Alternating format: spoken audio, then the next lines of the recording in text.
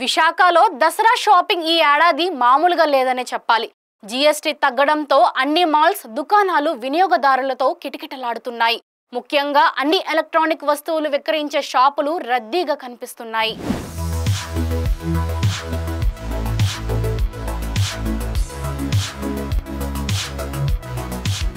నగరంలో షాపింగ్ సందడి జోష్ బాగా పెరిగింది. పలు రకాల వస్తువులపై ఈ నెల 22 నుంచి జీఎస్టీ తగ్గడం తెలిసిందే. టెలివిజన్ల మీద జీఎస్టీ 28 నుంచి 18% తగ్గడం విశేషం. మొబైల్స్ ధరలు సైతం తగ్గడంతో ఈ ఏడాది అమ్మకాలు బాగా పెరిగాయని వ్యాపారులు చెబుతున్నారు. 5G మొబైల్ ఫోన్ల విక్రయాలు జోరందుకున్నాయి.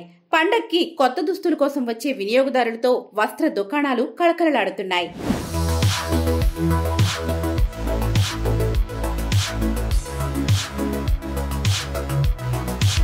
ఈ ఏడాది ఆటోమొబైల్ రంగానికి మంచి రోజులు వచ్చాయనే చెప్పాలి. విశాఖలో ఈ నెల 22న ఏకంగా 350 వాహనాలు విక్రయించడం రికార్డు అనే భావించాలి. గతంలో ఈ సంఖ్య 150 నుంచి 170 మాత్రమే ఉండేది. జీఎస్టీ తగ్గిన నాటి నుంచి రోజుకి 100 కార్లు కొనుగోలు చేస్తున్నారు. అంతకుముందు ఈ సంఖ్య 15 నుంచి 20 వరకు మాత్రమే ఉండేది. షోరూమ్ ఆఫర్లు కూడా తోడు కావడంతో కొనుగోలుదారుల సందడికి హద్దు లేకుండా పోయిందనే చెప్పాలి. అలాగే దసరా పండక్కి ఏసీలు, ఫ్రిడ్జ్లు, టెలివిజన్లు, వాషింగ్ మెషిన్లు అమ్మకాలు గత ఏడాదితో పోలిస్తే ఎక్కువగా ఉన్నాయని వ్యాపారులు చెబుతున్నారు.